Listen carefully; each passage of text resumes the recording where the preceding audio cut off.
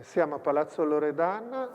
sede dell'Istituto Veneto Scienze, Lettere ed Arti, nell'ambito del corso di Registrar organizzato dall'Istituto Veneto per i Beni Culturali.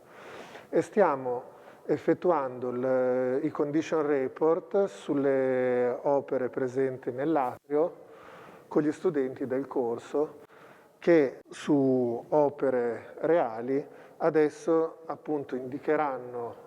su ciascuna, una ciascuno, lo stato di conservazione e ne documenteranno appunto lo stato di fatto, monitorando l'opera sull'intorno della superficie. Per far questo abbiamo redatto una scheda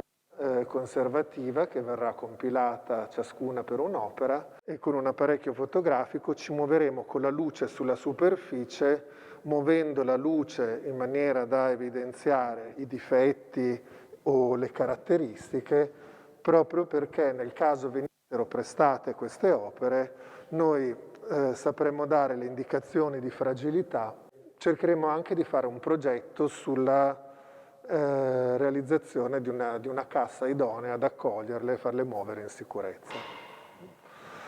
Quindi appunto ragazze, facendo le fotografie fotograferete non solo il fronte della superficie ma tutti i lati, muovendovi attorno con la macchina fotografica, quindi il fronte, il verso, il lato destro e quello sinistro, e poi andremo più nel dettaglio a vedere le difettosità, appunto muovendoci con la luce per evidenziare i problemi di maggior entità e per segnalarli nel caso appunto l'opera venisse danneggiata durante il trasporto. Quindi ciascuna di voi ha un'opera assegnata, per cui iniziate ad osservarle con grande attenzione e poi effettueremo la documentazione fotografica per raccontare e quantificare con le immagini quanto avete segnalato. Pronti via.